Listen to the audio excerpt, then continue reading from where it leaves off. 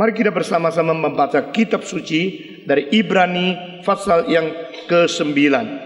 Ibrani pasal yang ke-9. Ibrani pasal ke-9 kita bersama-sama membaca dari ayat pertama sampai dengan ayat yang ke-10 dengan bergiliran. Ibrani pasal ke-9 ayat pertama sampai ke-10 dengan kita bergiliran. Memang perjanjian yang pertama juga mempunyai peraturan-peraturan untuk ibadah dan untuk tempat kudus buatan tangan manusia. Sebab ada dipersiapkan suatu kemah, yaitu bagian yang paling depan, dan di suatu terdapat kaki dian dan meja dengan roti sajian. Bagian ini disebut tempat yang kudus. Di belakang tirai kedua terdapat suatu kemah lagi yang disebut tempat yang maha kudus.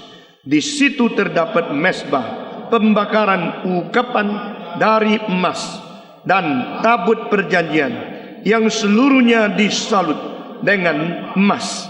Di dalam tabut perjanjian itu tersimpan buli-buli emas berisi mana, tongkat Harun yang pernah bertunas, dan loh-loh batu yang bertulisan perjanjian.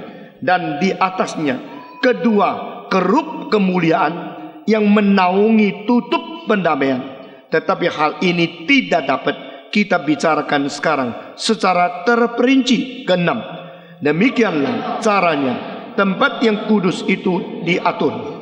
Maka imam-imam senantiasa masuk ke dalam kemah yang paling depan itu untuk melakukan ibadah mereka. Tetapi ke dalam kemah yang kedua hanya imam besar saja yang masuk sekali setahun, dan harus dengan darah yang dipersembahkan karena dirinya sendiri dan karena pelanggaran-pelanggaran yang dibuat oleh umatnya dengan tidak sadar. Dengan ini Roh Kudus menyatakan bahwa jalan ke tempat yang kudus itu belum terbuka selama kemah yang pertama ini masih ada. Itu adalah kiasan masa sekarang. Sesuai dengan itu dipersembahkan korban dan persembahan yang tidak dapat menyempurnakan mereka yang mempersembahkannya menurut hati nurani mereka. Karena semuanya itu di samping makanan, minuman, dan berbagai macam pembasuhan hanyalah peraturan-peraturan untuk hidup insani yang hanya berlaku sampai tibanya waktu pembaharuan. Pembacaan kitab suci hari ini sampai di sini. Mari kita berdoa sekali lagi. Kita tunduk kepala di hadapan Tuhan.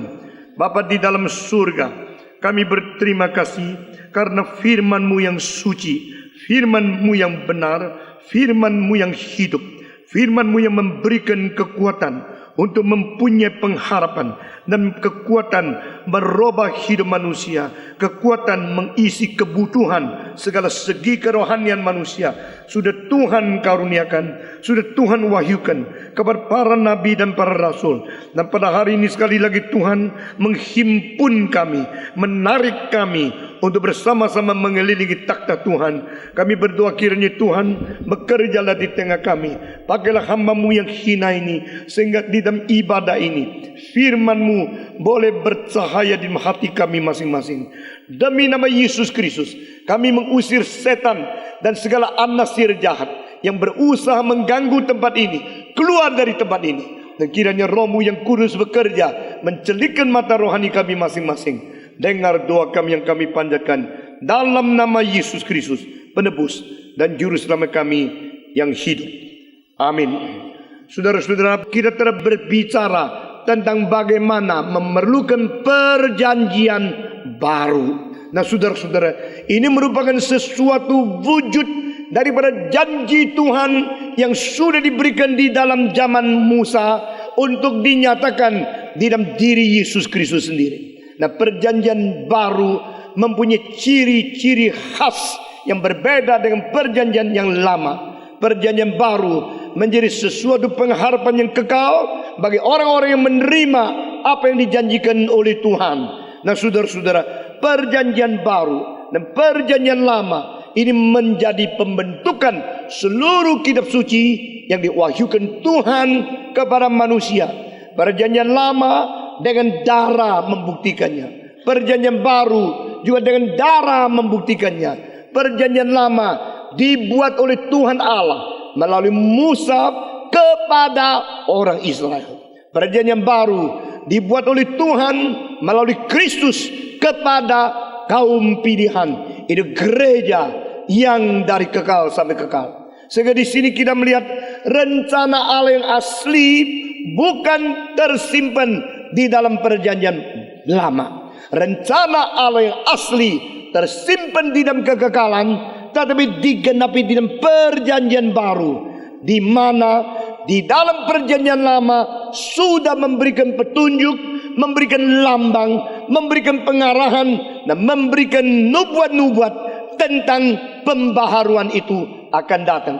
Itu sebab perjanjian lama mengandung perjanjian baru. Perjanjian baru tersimpan di dalam perjanjian lama. Perjanjian lama memberikan pengarahan dan memberikan itu lambang, simbol, dan juga nubuat tentang perjanjian baru. Sedangkan perjanjian baru menggenapi, mewujudkan apa yang dijanjikan di dalam perjanjian lama. Saudara-saudara, berkali-kali indikasi daripada penulis Ibrani ini adalah orang Yahudi terlalu cepat dipuaskan dengan perjanjian lama. Mereka kira ini sudah cukup karena kita telah menerima Musa dan 10 hukum yang diturun melalui dia oleh Tuhan kepada kita. Orang Israel menjadi sombong, menjadi congkak, mereka angkuh, mereka menghina bangsa yang lain hanya karena mereka sudah mempunyai Taurat. Maka penulis dari Ibrani ini mengkupas, mencelikkan mata rohani orang Ibrani yang menyebut diri sebagai kaum Tuhan Allah, supaya mereka menerobos perbatasan-perbatasan agama untuk melihat rencana Tuhan yang kekal itu. Nah, saudara-saudara, itu sebab pada pasal ke-9 dimulai dengan pengkupasan apa yang terjadi di dalam kemah perhimpunan yang asli. Di sini dia tidak katakan bait Allah, tapi dikatakan kemah. Apa sebab? Karena bait Allah yang jauh lebih bagus, yang jauh lebih besar, jauh lebih mulia, itu harus sesuai dengan apa yang pernah dibikin oleh Musa di dalam kemah perhimpunan itu. Dan kemah perhimpunan itu menjadi satu perwujudan dari apa yang ditunjukkan oleh Tuhan kepada Musa di dalam gunung. Dan apa yang ditunjukkan kepada Musa di dalam gunung adalah sesuai dengan rencana Allah di dalam tempat yang kekal di dalam surga. Dengan demikian, yang paling besar menjadi yang tidak penting, yang makin kecil menjadi makin berasal daripada sana. Itu sebab kemah perhimpunan lebih penting daripada bait Allah yang didirikan oleh Sulaiman. Sulaiman mempunyai bait Allah yang besar sekali, tetapi itu hanya sesuatu harus ikut sesuai dengan apa yang ditentukan Allah yang ditunjukkan kepada Musa. Sedangkan bait Allah yang didirikan oleh Herodes jauh lebih besar, berkali-kali lebih besar daripada bait Allah yang dibikin oleh Sulaiman. Tetapi itu sama sekali tidak penting, karena itu tidak pernah dipandang penting oleh Tuhan Allah. Tidak ada petunjuk Tuhan Allah bagian bait Allah itu, bukan sesuatu kehendak Allah. Terwujudnya bait Allah itu akhirnya dibangunnya lebih 60 tahun, dipakainya tidak sampai 20 tahun. Lalu Tuhan hancurkan bait Allah itu melalui seorang jenderal yang namanya Titus dari orang-orang Romawi. Saudara-saudara sekalian, jadi di sini penulis Ibrani bukan membicarakan tentang bait-bait Allah yang agung, yang mulia, yang mahal, yang di dalamnya penuh dengan hiasan, dengan bahan yang paling mahal seperti emas dan sebagainya. Justru yang dikatakan adalah kembali kepada kemahnya Musa. Nah, saudara-saudara, kemah Musa yang asli itu ada 3 bagian. Bagian pertama disebut halaman luar. Bagian kedua disebut tempat suci. Bagian ketiga disebut tempat maha suci. Saya mengulangi sekali lagi, lalu semua mengikut supaya teringat, saudara-saudara. Halaman luar, tempat suci, tempat maha suci, semua. halaman luar, tempat suci, tempat maha suci. Halaman luar itu besarnya berkali-kali daripada tempat suci. Dan tempat suci besarnya persis 2 kali dari tempat maha suci. Nah saudara-saudara, dengan demikian kita melihat tempat yang di tengah itu adalah disebut tempat suci dan maha suci. Dan di depannya itu adalah halaman luar, dan halaman luar dikelilingi oleh sesuatu tenda yang terbuka yang menjadi tempat perbatasan. Nah saudara-saudara, menurut Alkitab, kemah perhimpunan itu harus di tengah-tengah, lalu dikelilingi oleh tenda-tenda penginapan daripada 12 suku. Sehingga 12 suku, 3 suku di barat, 3 suku di timur, 3 suku di sebelah utara, dan 3 suku lagi di sebelah selatan. 12 suku mengelilingi akan kemah itu, dan kemah perhimpunan berada persis di tengah. Saudara-saudara, dan mereka menjadi sesuatu bangsa imamat, menjadi bangsa yang beribadah kepada Tuhan, menjadi bangsa yang mengerti hidup harus bertanggung jawab kepada Tuhan. Saudara-saudara, Tuhan berkata, kemah ini tidak terus di sini. Kemah ini harus memindah terus, mengikuti pimpinan dari Tuhan Allah sendiri. Dan bagaimana Tuhan memimpin orang Israel? Tuhan memimpin orang Israel dengan 2 macam tiang. Kalau pagi, siang itu disebut tiang awan. Tiang awan itu berada di depan mereka, dan mereka mengetahui Tuhan menyertai mereka. Tapi pada waktu malam mereka bagaimana? Mendadak mereka melihat tiang awan itu menjadi dengan keadaan yang sangat berbeda. Tiang api pada waktu malam. Jadi tiang awan, tiang api menyatakan Tuhan menyertai mereka pada siang hari dan malam hari. Pada setiap hari, setiap malam Tuhan berada di tengah-tengah mereka. Jikalau Musa melihat mendadak tiang awan itu terangkat ke atas, dia mengetahui Tuhan mau mereka pindah, tidak lagi di sini. Nah saudara-saudara, ini cara Tuhan memimpin. Pada waktu Tuhan mau memindahkan mereka pada waktu malam, maka tiang api itu yang naik. Saudara-saudara, jadi kalau awan itu, tiang itu mulai naik, Musa yang menjadi pengawal, dia mengetahui. Lalu dia akan memanggil Harun dan memanggil imam-imam. Mereka mentiupkan akan nafiri. Dan pada waktu itu orang Israel mengerti, Tuhan memindahkan kita. Sekarang juga bongkar semua. Nah saudara-saudara, semua kemah itu harus dibongkar, dan itu menjadi satu knockdown system yang dimengerti sekarang sebagai furniture. Knockdown itu sebenarnya aslinya dari para kitab suci. Saudara-saudara, barang-barang yang sekarang katanya modern, itu semua aslinya dari kitab suci. Deng Xiaoping mengatakan 1 negara 2 sistem. Itu mulai daripada zaman Romawi. Di dalam kitab suci kita sudah melihat. Itu bukan zaman sekarang baru ada. Kitab suci sudah memberitahu kepada kita knockdown system and do it yourself. Saudara-saudara, saudara suka baca buku kalau di Amerika, do it yourself. Bagaimana bikin betul mobil sendiri, bagaimana bikin perabot, bagaimana bangun rumah, bagaimana bikin betul barang-barang elektronik dan sebagainya. Everything do it yourself. Ini di sini Tuhan mengajar kepada Musa, kalau waktu pindah, mana dicopot dulu, mana dilipat dulu, lalu siapa yang mengangkat apa.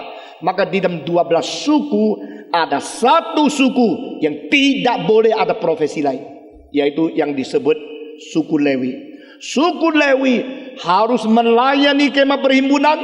Suku Lewi harus angkat semua perabot. Suku Lewi harus pasang bongkar tenda dan seluruhnya daripada kemah perhimpunan. Tetapi bagaimana dengan orang biasa? Orang biasa bongkar tenda mereka, lalu suruh anaknya ambil barang mereka. Ayo kita berangkat. Itu setiap keluarga mengurus keluarga sendiri. Tapi suku Lewi bukan mengurus keluarga sendiri, mengurus keluarga Tuhan Allah. Dia harus hatinya berada di keluarga Allah. Dia harus bongkar pasang seluruh kemah perhimpunan. Dia harus taat kepada perintah daripada atasan, dan atasan harus perintah taat kepada Musa. Dan Musa harus terus melihat tiang itu ada atau tidak. Nah saudara-saudara sekalian, dengan demikian bangsa ini lain dengan semua bangsa. Dengan demikian Tuhan mengajar mereka, engkau di dunia hanya menjadi tamu saja.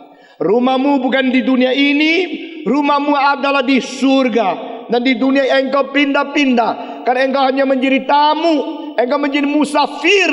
Engkau jangan menaruh hatimu di dunia ini, tetapi di surga. Saudara-saudara, di antara 12 suku, mengapakah suku Lewi saja yang dipanggil Tuhan untuk menjadi pelayan seluruh Bani Israel? Karena suku Lewi menyatakan kesetiaannya kepada Tuhan. Pada waktu 10 hukum diturunkan, ini tercatat di dalam buku Keluaran. Saudara-saudara, Musa turunkan 10 hukum. Musa melihat bangsa Israel semua sudah melupakan Tuhan Allah. Mereka sudah menyimpang, mereka sudah menyeleweng, mereka menyembah lembu emas yang baru dibikin dan menyebut inilah Yehova, inilah Yehova. Nah saudara-saudara, kemarahan Tuhan melalui Musa, dia membanting dan memecahkan kedua lobak itu dan berkata, siapa memfihak Yehova datang kepadaku. Saudara-saudara, pada waktu Musa marah, itu kemarahan yang mewakili kemarahan Tuhan, itu sangat menakutkan. Musa tidak gampang marah. Musa terus menerima sungut-sungut, terus dikritik, terus dingomeli oleh seluruh rakyat Bani Israel.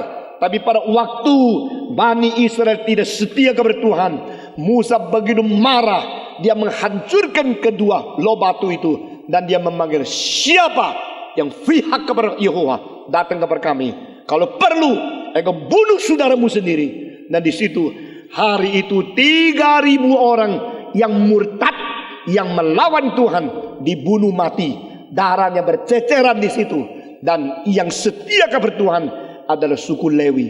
Itu sebab Tuhan berkata kepada Musa, suku Lewi yang setia kepadaku, aku memanggil dia untuk melayani selama-lamanya di dalam baitku, di dalam kemah perhimpunan. Jadi itu orang yang keluar dari istana Mesir, kira-kira 2 juta manusia. Saudara-saudara, di antara 2 juta itu, kira-kira yang pria itu 600.000 orang. 600.000 orang itu dibagi 12 suku, berarti setiap suku kira-kira 50.000 orang. Dengan demikian orang Lewi ada 50.000 orang yang melayani Tuhan di dalam kemah perhimpunan. Berarti 1/12 menjadi pelayan pekerjaan rohani.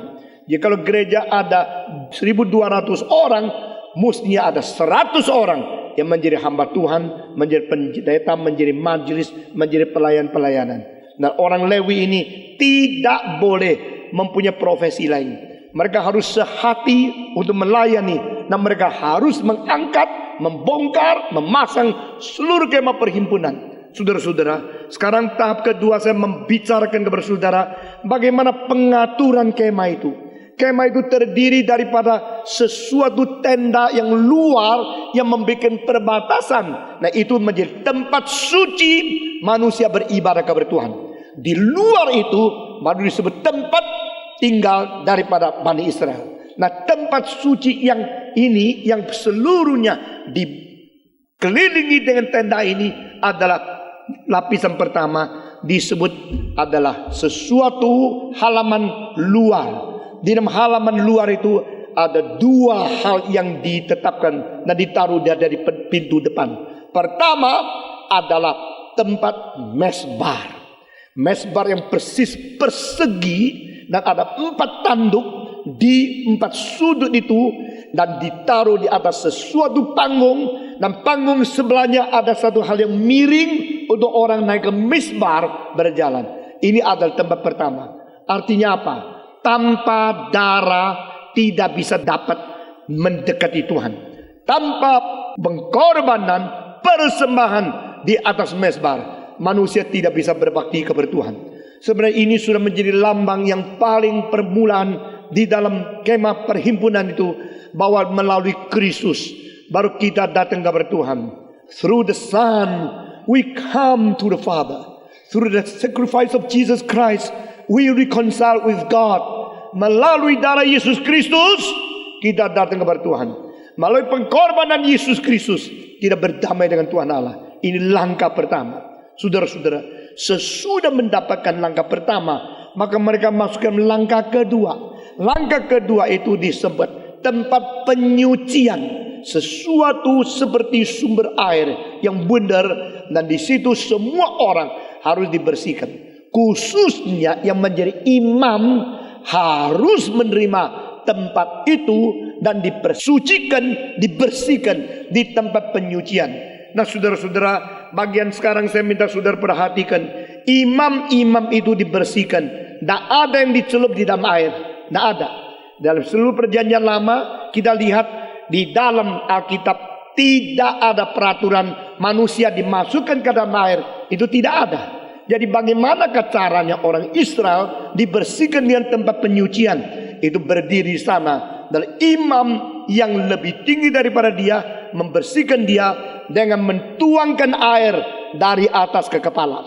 Dari kepala mengalir kepada pakaiannya, mengalir kepada telinganya, mengalir kepada pakaiannya. Dengan demikian melambangkan Roh Kudus turun untuk membersihkan manusia. Nah, saudara-saudara, Roh Kudus dari atas. Roh Kudus tidak ada di bawah semua.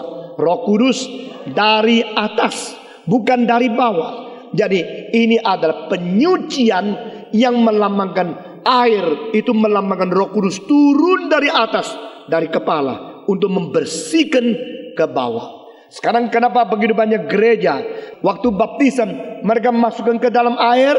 Ada 3 sebab.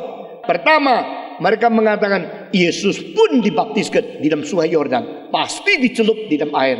Ini adalah pertama. Kedua, bagaimana buktikan itu? Mereka mengatakan Yesus keluar daripada air, ini membuktikan dia sudah dicelup.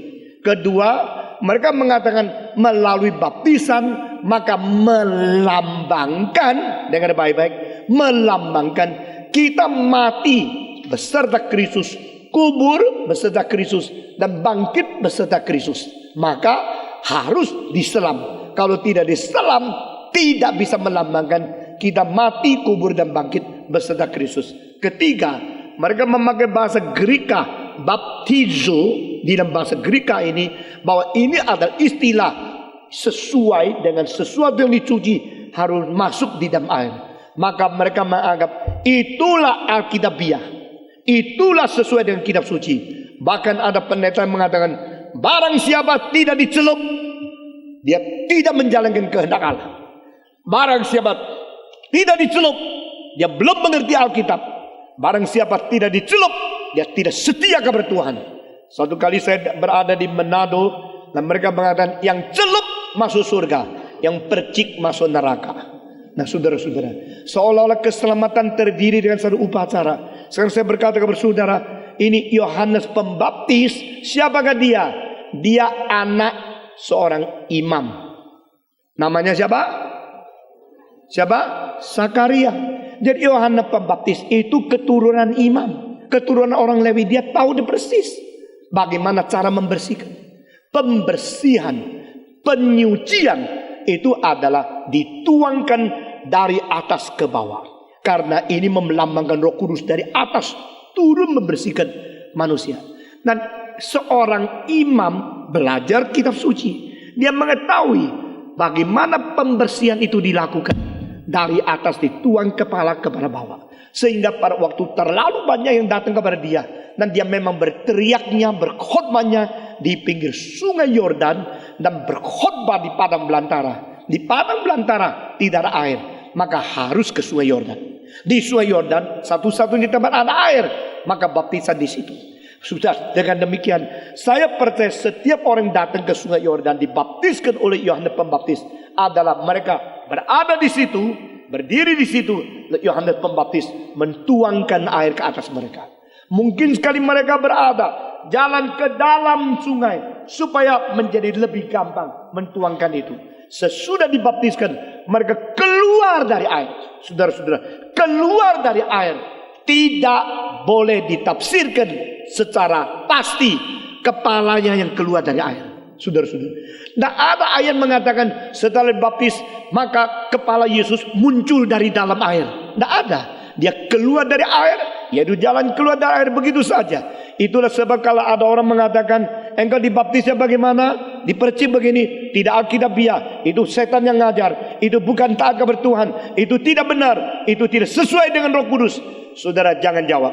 Saudara diam saja. Saudara mengetahui ini dari perjanjian lama sampai perjanjian baru. Bagaimana membersihkan itu ada peraturannya sendiri. Yohanes Pembaptis adalah seorang keturunan imam dan dia mengetahui peraturan dibersihkannya seorang Lewi, seorang yang mau melayani di tempat suci adalah dituangkan air dari atas. Saudara-saudara, itu sebab gereja Reform Injili setiap kali kita melangsungkan baptisan, kita mengatakan saya membaptiskan engkau dengan air yang melambangkan Roh Kudus turun dari atas kepada engkau.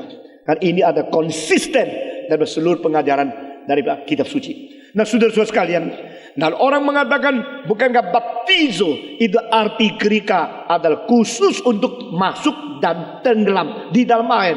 Tidak. Istilah ini pernah dipakai dalam kitab suci belasan kali di perjanjian baru yang tidak masuk ke dalam air. Dan ketiga, baptisan tidak mungkin melambangkan kita mati, kubur dan bangkit bersama Kristus. Baptisan itu adalah artinya mati dan bangkit dengan Kristus, bukan lambang. Sehingga kalau lambang pun salah tafsir Alkitab. Karena Yesus Kristus tak pernah dikuburkan di bawah tanah. Pernah tidak? Yesus seperti peti kita, lalu ditaruh di tanah, terus ditimbun atasnya tanah. Tidak ada. Yesus dikuburkan dengan masuk ke dalam lubang, dan Yesus itu tidak ditanam di bawah tanah, tapi ditutup dengan batu yang besar di dalam lubang itu. Ya kan? Saudara-saudara mesti mengerti kitab suci. Jadi jangan kira ada orang saya paling alkitabiah, saya paling betul. Mari kita tenang, kembali kepada kitab suci, pikir dengan baik-baik. Karena terlalu banyak ajaran yang berbeda.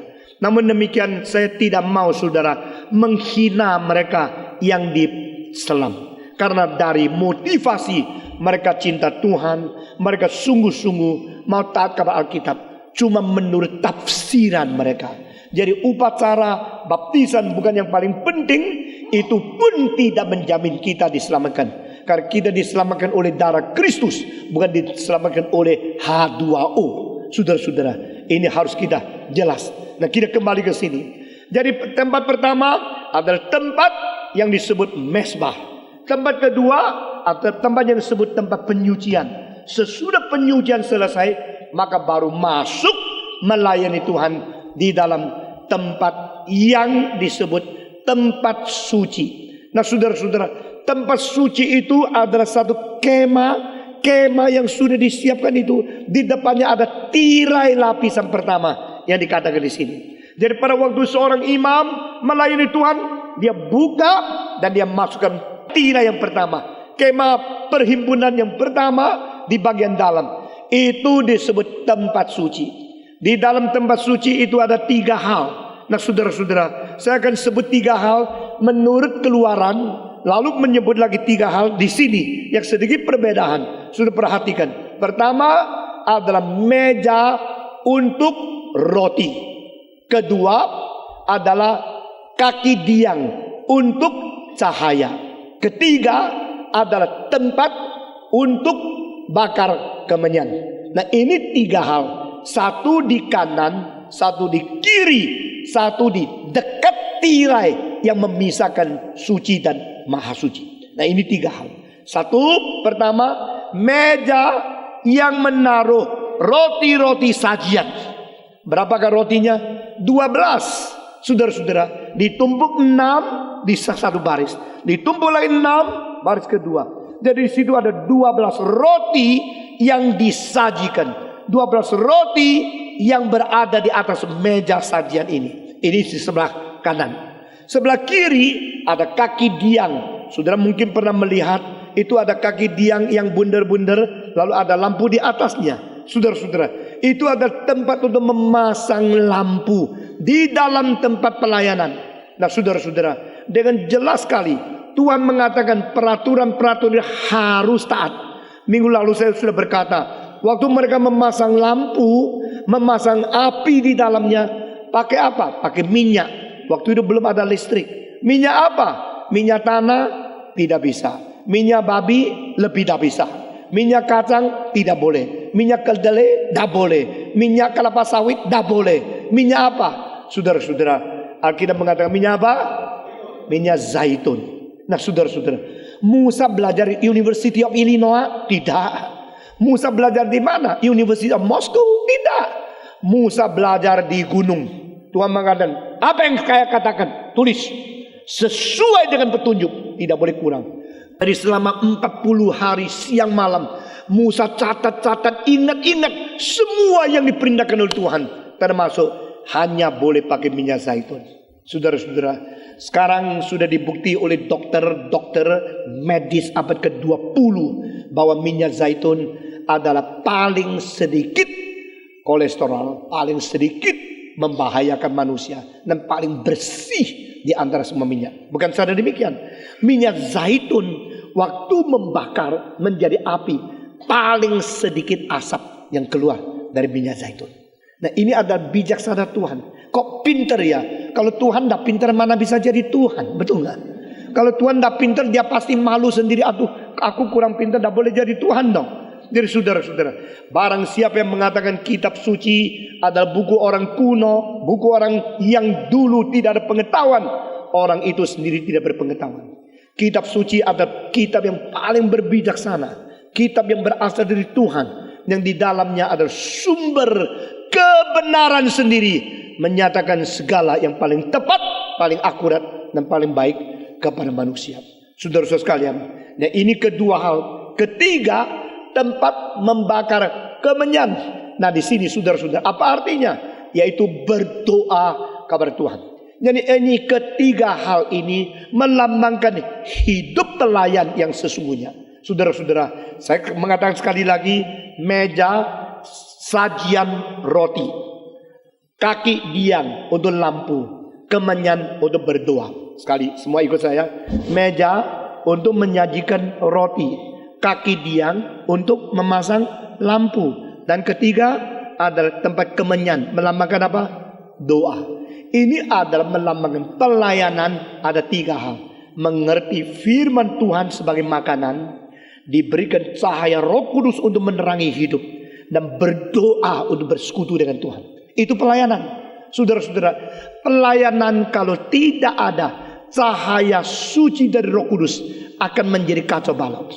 Pelayanan itu harus menerima makanan yang cukup, sehingga gizi, sehingga vitamin, sehingga segala sesuatu nutrisi di dalam hidup kita cukup untuk kita melayani. Dan waktu itu makanan roti itu melambangkan firman Tuhan. Waktu membaca firman Tuhan di tempat suci perlu cahaya kaki diang. Nah ini tidak bisa pisahkan. Jadi tempat-tempat suci itu melambangkan bagaimana pelayanan itu terjadi. Pada waktu kita baca kitab suci, mungkin kita baca di tempat yang gelap? Tak mungkin. Paling sedikit mesti ada cahaya yang menerangi. Baru engkau bisa lihat ini huruf apa, ini tulisan apa. Cahaya itu memberikan penerangan. Barulah huruf yang ditulis bisa masuk ke dalam otak kita. Nah ini penting sekali. Saudara-saudara, begitu banyak orang mau melayani Tuhan, mau mengerti firman Tuhan, tapi tidak pakai cahaya dari Tuhan, tidak pakai minyak zaitun, pakai otak sendiri. Akhirnya makin baca, makin tidak mengerti. Saudara-saudara, waktu kita membaca firman Tuhan, seperti kita makan roti rohani. Karena firman Tuhan adalah makan rohani, makanan yang hidup. Saudara-saudara, waktu kita membaca, perlu apa? Perlu cahaya.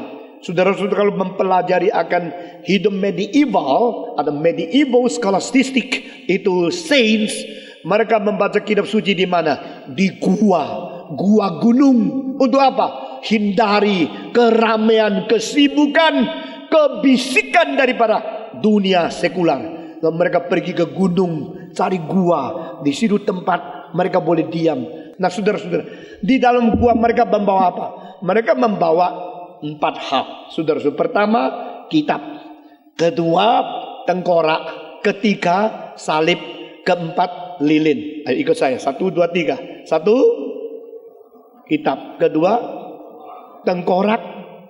Ini lucu ya, nanti saya kasih tahu sebabnya ya. Sekali lagi, pertama kitab, kedua tengkorak, ketiga salib, keempat lilin atau lampu. Kenapa 4 ini? Pada waktu baca di dalam gua itu, mereka menenangkan diri di dalam suara. Mungkin suara jangkrik ada ya. Ada suara daripada insek-insek itu ada. Tapi suara kebisikan manusia, dunia sekular sama sekali diisolir. Mereka berada di gua. Di dalam gua seperti masuk ke dalam lubang jiwa sedalam-dalamnya. Saudara kalau masuk ke gereja Katolik ada perasaan itu. Karena gedung itu bikin gelap sekali. Seperti di dalam gua.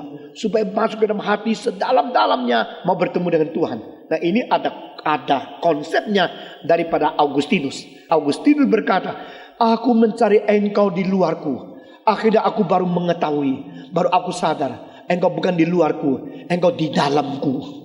Lalu aku putar arah. Mencari engkau ya Tuhan. Di dalam diriku. Akhirnya sedalam-dalam mencari.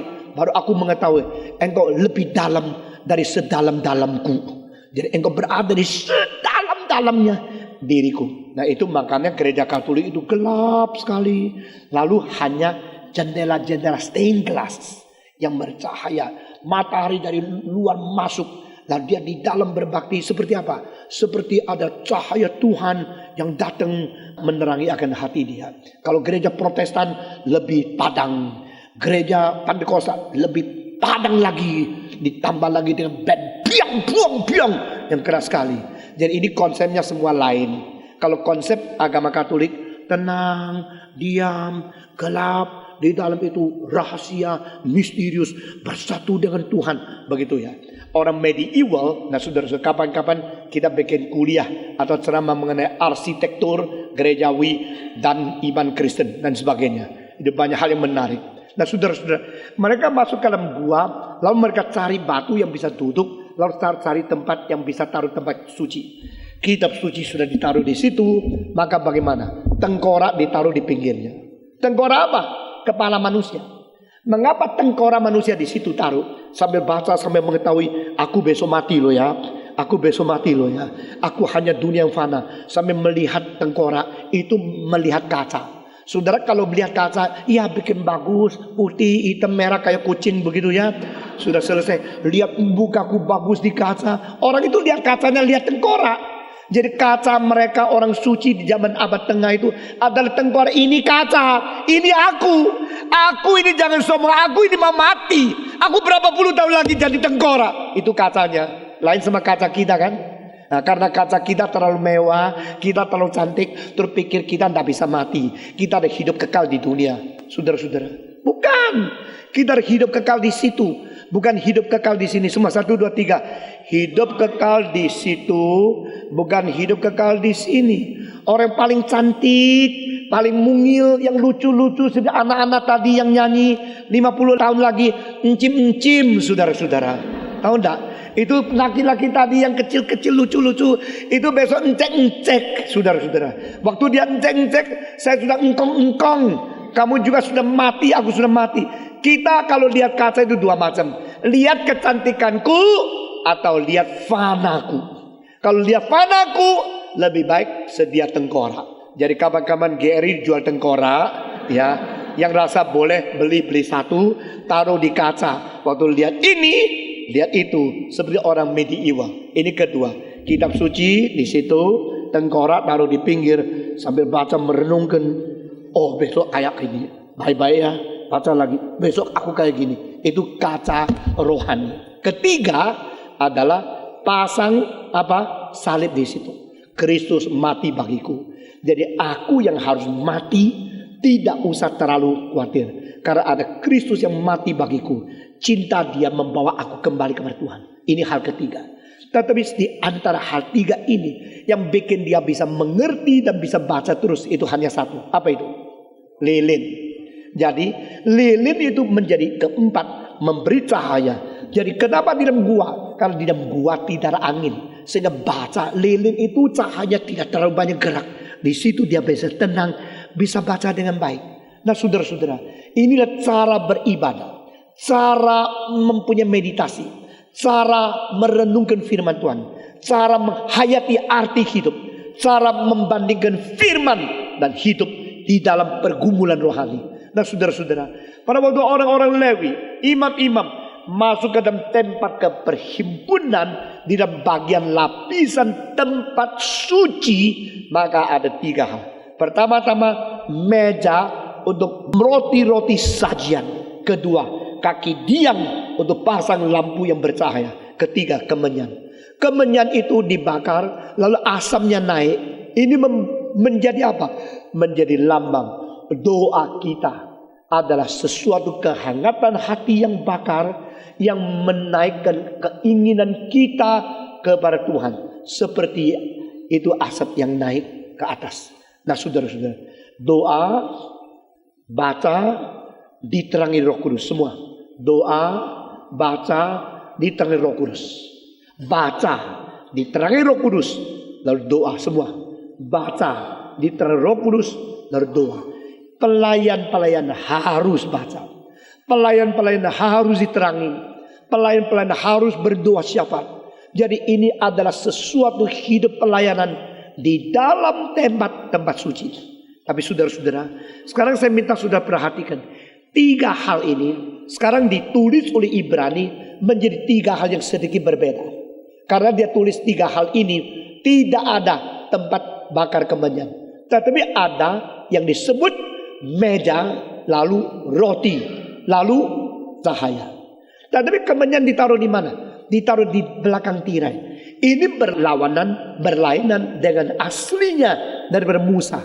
Lalu saya pikir tidak habis-habis. Mengapa begini? Kalau Musa mengatakan di dalam tirai yang kedua itu hanya 1 hal, di Ibrani mengatakan 2 hal.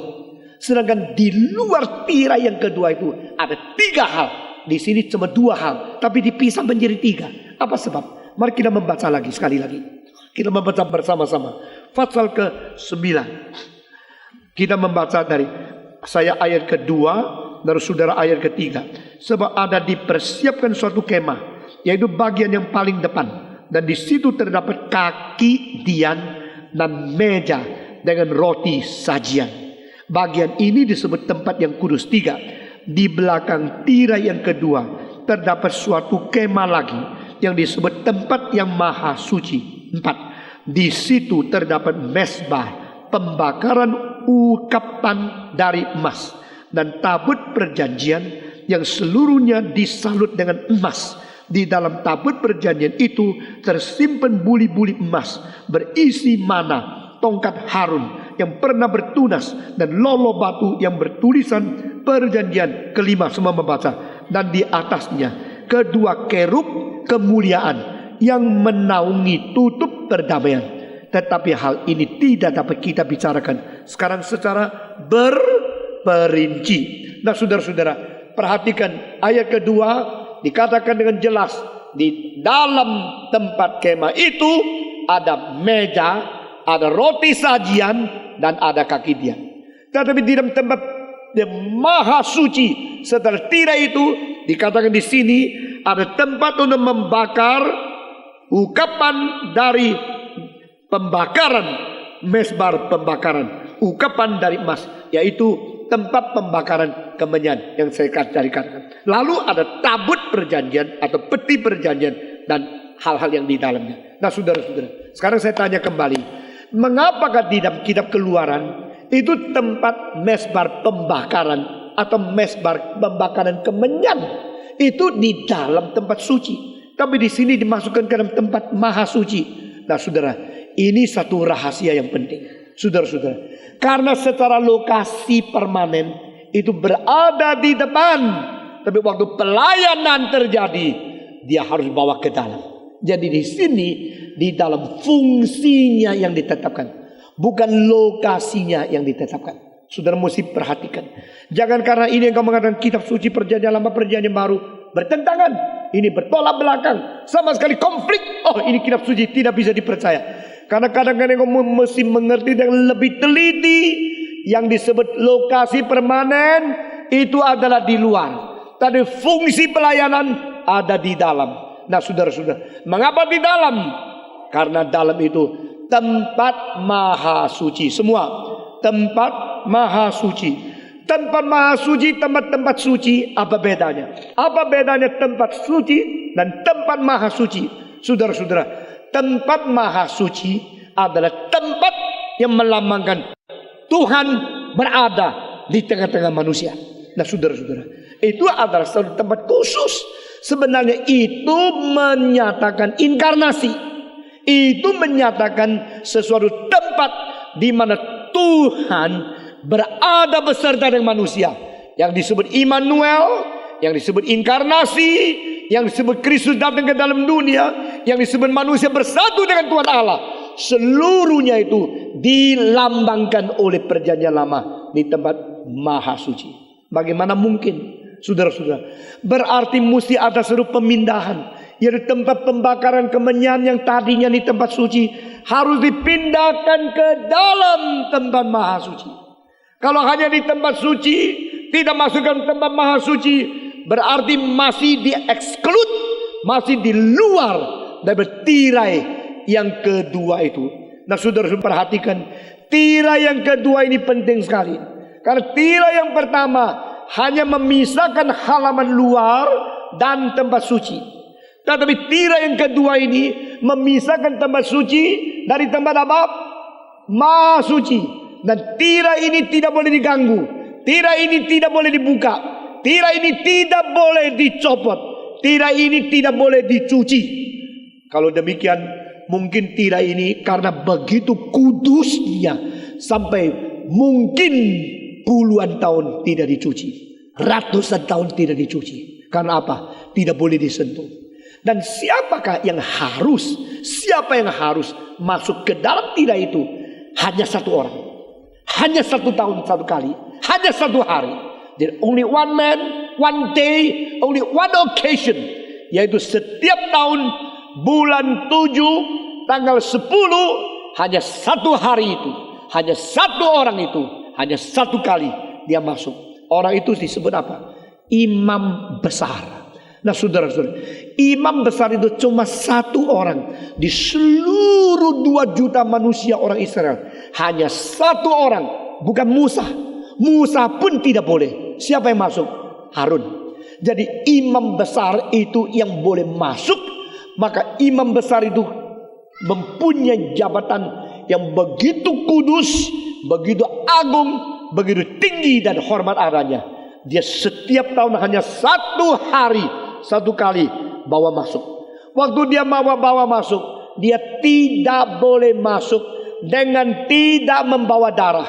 Nah saudara-saudara, dia membawa kemenyan, dia membawa darah. Darah itu dipercikkan ke atas tirai. Berarti ini tempat pemisah melalui darah akan dibuka. Nah ini semua adalah lambang yang penting dalam perjanjian lama. Sebenarnya ini semua dikatakan bukan yang asli. Ini hanya lambang saja. Mengapa dipercikkan dengan darah? Apa artinya? Mengapa ke darah? Apa artinya?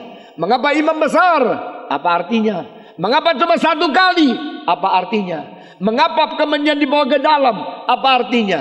Ini semua adalah cara Tuhan mengajar kepada Israel. Dengan ini engkau lihat, perhatikan. Nanti engkau akan mengerti.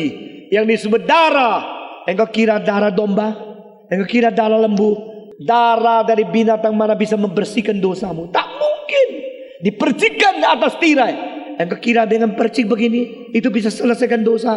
Karena yang benar-benar akan membereskan itu bukan darah yang lekat di tirai ini, tetapi ada yang memecahkan, akan membuka, akan membawa engkau masuk ke dalam dengan kemenyan doa syafaat daripada imam besar yang sungguh-sungguh, dan imam besar yang sendiri tidak berdosa. Siapakah dia? Kita semua tahu siapakah dia? Yesus Kristus. Tapi orang Israel tidak tahu. Mereka menolak Yesus, mereka menghina Yesus. Siapa kamu? Engkau dilahirkan di Bethlehem, engkau dibesarkan di Nazaret, engkau dibesarkan di keluarga tukang kayu. Siapa dah kenal kamu? Adikmu saya lihat, rumahmu alamat saya tahu. Engkau orang biasa, engkau tidak pernah jadi imam. Tapi saudara-saudara, mereka masih ingat imam besar yang dilantik oleh manusia itu, yang agung, yang hebat, dengan tidak mengetahui bahwa mereka semua hanya lambang saja. Saudara-saudara, sekarang lihat lagi di dalam. Di luar itu kaki tiang, meja, sajian roti, bakar kemenyan, mesbah kemenyan sudah ada. Sekarang kita masuk ke dalam. Di dalam itu ada apa? Ada tabut perjanjian. Semua tabut perjanjian atau peti perjanjian Tuhan Allah. Nah, saudara-saudara, peti ini adalah sangat panjang, kira-kira mungkin lebih besar sedikit dari meja ini, tapi lebih pendek sedikit, lebih lebar sedikit. Ini peti perjanjian menjadi tempat paling penting di dalam Maha Suci. Apa artinya? Janji Allah lebih penting dari apapun. Karena Allah adalah Allah yang setiawan. Allah adalah Allah yang tidak berubah. Allah adalah yang tak pernah memungkirkan janji. Allah adalah yang berjanji dengan manusia. Dan di situ ada tempat peti perjanjian. Saudara-saudara, di dalam peti perjanjian itu ada hal apa? Yang paling penting adalah 2 loh batu yang ditulis ulang oleh tangan Tuhan Allah sendiri. Kenapa tulis ulang? Karena pertama sudah pecah pada waktu Musa marah, dibanting sudah hancur. Maka Musa kembali lagi ke gunung dan Tuhan mengulangi tulisan itu. Tuhan tidak marah, Tuhan ulangi itu untuk dibawa turun, disimpan. Disimpan di mana? Disimpan di dalam peti perjanjian. Tetapi sesudah itu masih ada 2 hal yang disimpan bersama-sama setelah bait Allah itu jadi. Jadi sekarang bukan kemah perhimpunan permulaan, tapi sesudah itu terjadi 2 hal yang membuktikan Tuhan memimpin mereka. Pertama adalah tongkat dari Harun. Tongkat Harun akhirnya pernah ditaruh di situ.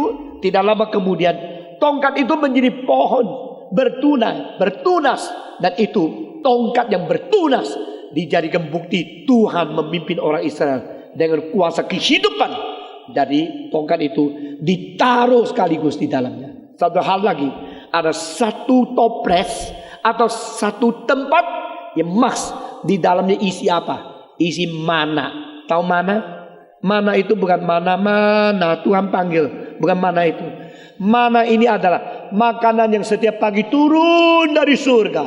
Saudara-saudara, waktu Musa mengatakan keluar dari Mesir, Tuhan memimpin kita. Oke, keluar. Tapi makan apa? Breakfast included atau tidak? Keluar. Lu tahu tak? Gua dulu di Mesir itu makannya rawon, sapi, daging, beef stick. Sekarang sudah keluar, Yehova memimpin. Sudah keluar, ayo makan apa? Keju, cereal, roti panggang, sandwich, salmon, ada apa? Mana ada? Tidak ada. Jadi makan apa? Mana? Makan di mana? Mana? Jadi turun dari surga mana. Setiap pagi breakfast included, saudara-saudara. Jadi orang Israel keluar dari tenda, keluar mana terus. Yang pagi-pagi bangun dapat mana, yang siang-siang bangun tidak dapat apa-apa. Cuma dapat mana lagi? Jawabannya tidak ada lagi, saudara-saudara. Jadi Tuhan mengajar orang Israel, bangun pagi-pagi bangun. Saudara-saudara, orang yang jam 11 baru bangun, jangan kira akan sukses umur hidup. Dengar ya. Kalau engkau mau menjadi orang yang betul-betul bergairah, betul-betul ada hari depan, bangun pagi-pagi. Saudara-saudara, kalau mungkin engkau betul-betul pagi-pagi bangun, mengarahkan hati ke muka Tuhan, dan engkau betul-betul mengingat firman Tuhan, itu akan menjadi pedoman seumur hidup bagi engkau. Pagi-pagi mana turun, mereka mengambil, akhirnya mengatakan yang ambil terlalu banyak juga ada sisa, yang ambil sedikitan juga ada lapar. Semua 1, 2, 3. Yang ambil kebanyakan juga ada sisa, ambil kesedikitan juga ada lapar. Apa artinya? Yang penting cukup. Semua 1, 2, 3. Yang penting cukup. Untung terlalu banyak besok juga susah, saudara-saudara. Yang terlalu kaya, besok uangnya tidak dibawa, kasih anaknya. Anak lihat uang berperang satu dengan lain. Saudara tahu, menurut statistik, keluarga yang paling banyak perang itu keluarga yang dapat harga karun. saudara.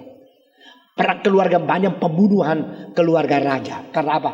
Ada kuasa, ada kemudian ada harta karun. Maka setiap orang mau membunuh supaya dia yang mendapatkan yang terbanyak.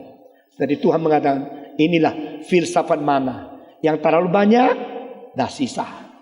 Yang agak kurang, juga dah lapar. Tuhan menyukupi, saudara-saudara. Ini sering terjadi. Jadi kekayaan dunia kadang-kadang bukan menjadi berkat. Kekayaan berlebih. Kadang-kadang itu menjadi jerat, bukan menjadi berkat, menjadi kecelakaan untuk keturunan kita. Nah, ini adalah kalimat-kalimat yang kita sari daripada arti yang tersimpan di dalam Alkitab. Tetapi mereka yang bangun terlalu lambat tidak dapat mana. Tuhan mengatakan sesudah sampai jam 8, sesudah itu breakfast is not included, saudara-saudara. Dan bukan saja demikian, heran sekali. Mereka itu ambil mana cukup sampai malam, tidak rusak. Tapi kalau mereka simpan terlalu banyak, besoknya rusak semua. Jadi Tuhan telah mengatur semua. Ini semua melambangkan seperti apa yang dikatakan oleh Yesus Kristus.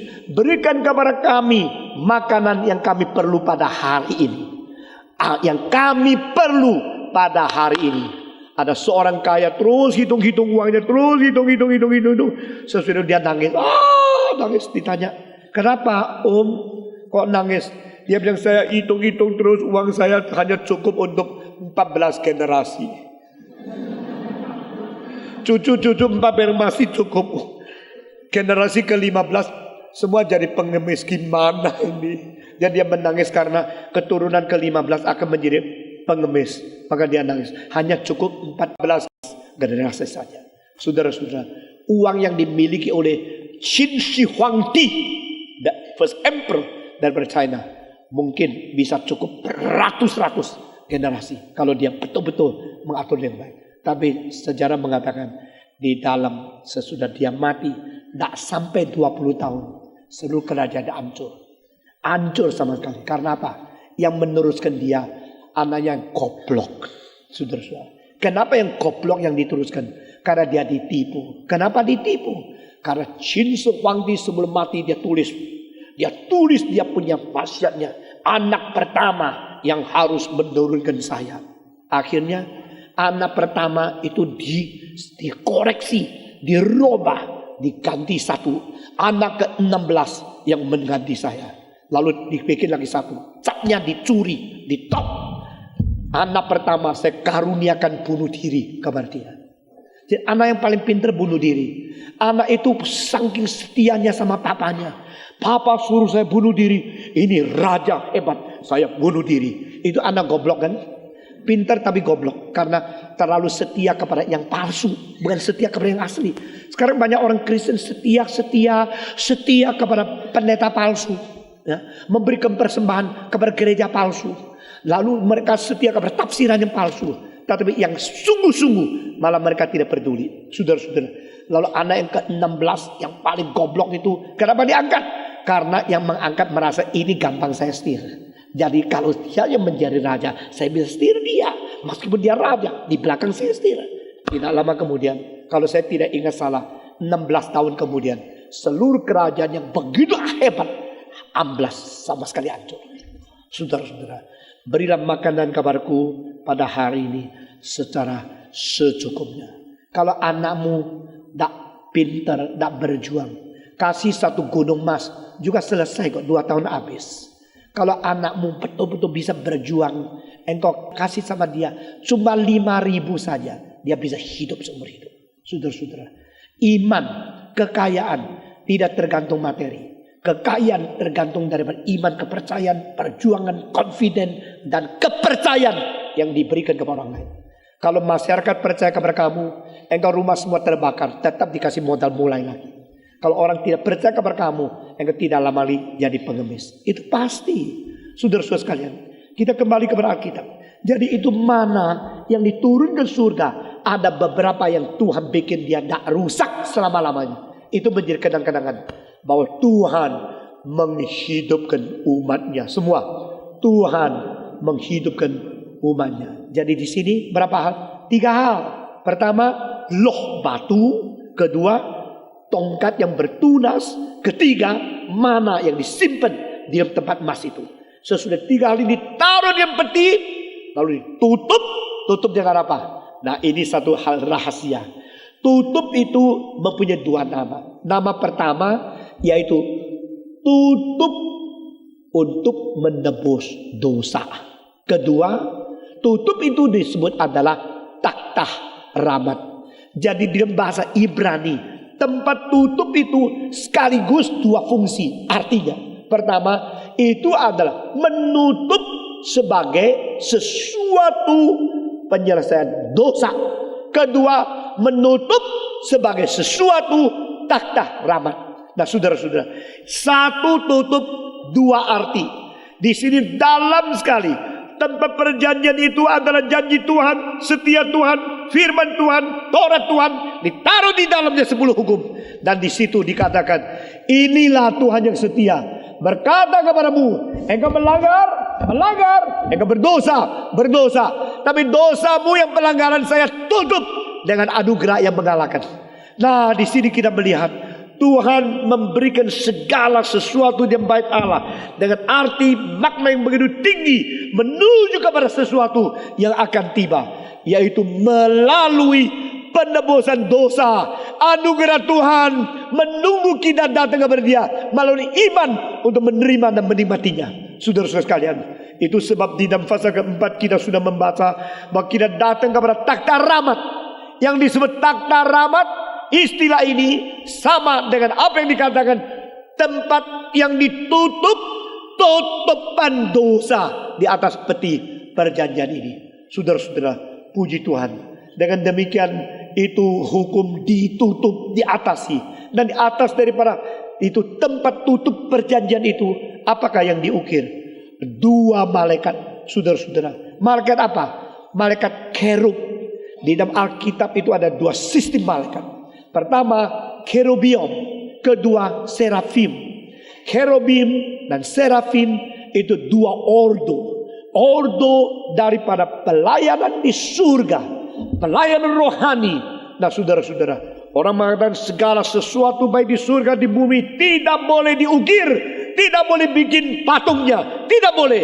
Tetapi ternyata di bait Allah sendiri terdapat 2 gambaran daripada malaikat dan 2 ukiran dari malaikat.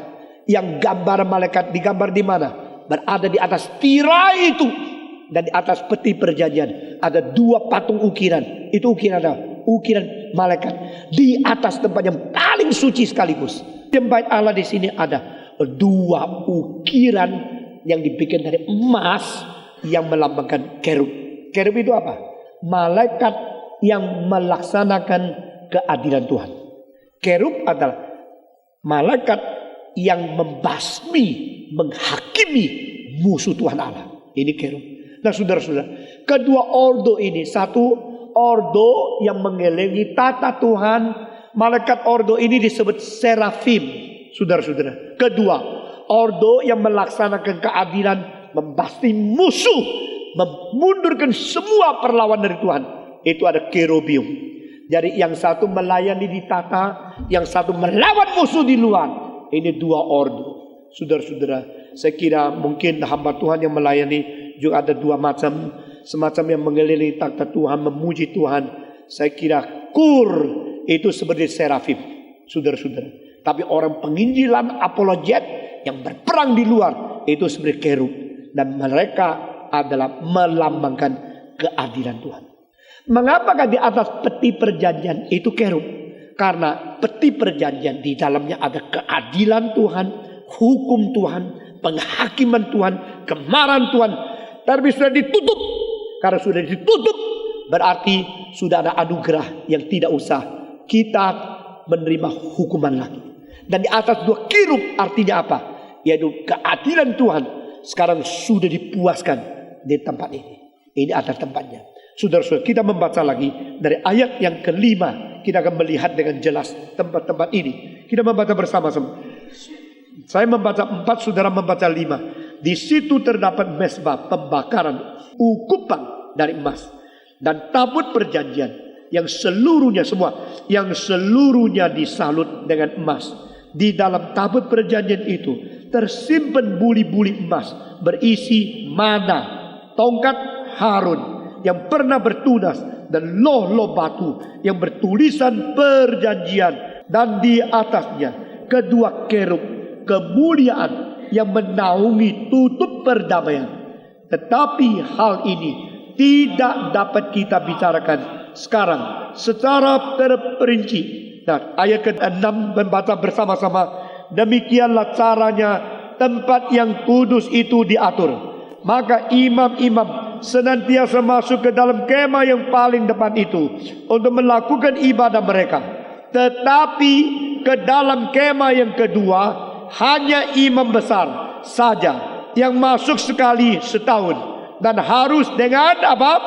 Darah yang ia persembahkan karena dirinya sendiri dan karena pelanggaran-pelanggaran yang dibuat oleh umatnya dengan tidak sadar. 8. Dengan ini Roh Kudus menyatakan bahwa jalan ke tempat yang kudus itu belum terbuka selama kemah yang pertama itu masih ada. Itu adalah kiasan masa sekarang. Sesuai dengan itu dipersembahkan korban dan persembahan yang tidak dapat menyempurnakan mereka yang mempersembahkannya menurut hati nurani mereka.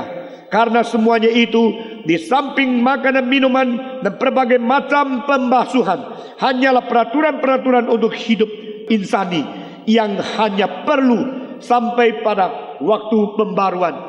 Nah, saudara-saudara, bagian ini saya tidak akan menjelaskan dengan terlalu sembarangan, namun saya tidak akan terlalu pelan. Sudah perhatikan, di sini kita melihat satu hal yang penting, yaitu kemah ini ada tirai pertama, dan kemah di dalam ada kemah kedua. Kemah kedua hanya boleh 1 tahun 1 kali masuk oleh berapa orang? 1 orang. Orang yang lain apa? Di luar, tidak bisa masuk. Itu berarti apa? Masih ada halangan. Masih ada halangan. Dan halangan itu apa? Halangan dosa. Kenapa tahu? Kalau tidak percik tidak boleh masuk. Dan percik itu untuk pelanggaran dia dan pelanggaran semua orang Israel yang berdosa. Jadi dosa menghalangi kita masuk ke dalam tirai ini. Nah, saudara-saudara, pasal ke-9 sampai pada ayat ke-20, engkau melihat tirai itu pecah, dan tirai itu sudah menjadi terbuka dan tidak boleh masuk. Nah, saudara-saudara, tetapi orang-orang imam besar memberikan persembahan, memberikan darah, memberikan persembahan lain, mengatur dengan segala sesuatu peraturan pengasuhan, pembasuhan, pembersihan. Nah, di sini katakan tidak bisa. Ini semua tidak membereskan. Ini semua tidak mencuci dosamu. Ini tidak bisa mengampuni kesalahanmu. Ini tidak bisa memperdamaikan dengan Tuhan Allah. Karena ini semua hanya lambang saja. Saudara-saudara sekalian, dan di belakang lambang itu apa? Dia mengatakan ini semua harus dijalankan sampai masa pembaharuan tiba. Nah, saya mau tanya, masa pembaharuan itu kapan? Karena ini melambangkan masa kini. Kalau ini melambangkan masa kini sampai pembaruan tiba, ini artinya apa? Berarti kepada mereka, perjanjian baru kalau sudah engkau ngerti, itulah masa pembaruan tiba padamu. Saudara-saudara, jikalau engkau tidak mengerti, engkau masih terikat dengan peraturan-peraturan itu, engkau masih berada dikurung di dalam perbatasan yang salah itu. Sampai pembaruan itu tiba. Jika engkau mengerti perjanjian baru, kita mengetahui bahwa Tuhan sudah berjanji dengan perjanjian baru. Tuhan memberikan kepada kita pengharapan yang baru. Dan pengharapan yang baru itu dengan darah siapa? Cara bagaimana? Pembersihan kemana? Pembersihan daging? Bukan. Percikan tirai? Bukan. Masuk ke dalam tempat maha suci? Bukan. Ini semua tempat lambang. Karena akhirnya tabutnya dibawa oleh orang Filistin. Kemahnya dikoyak-koyak. Dan semua itu menjadi rusak. Bait Allah dibakar habis. Ini semua menjadi semua musnah. Dan makna sesungguhnya tidak akan musnah.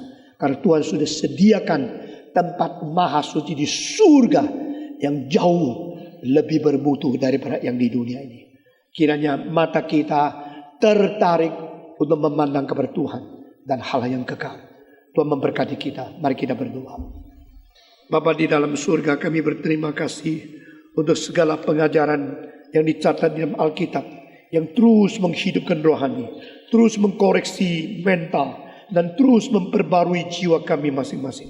Kiranya suara manusia yang sudah berhenti, Tuhan memakai suara Roh Kudus terus melangsungkan pekerjaan hati kami masing-masing. Dalam nama Yesus Kristus kami berdoa. Amin.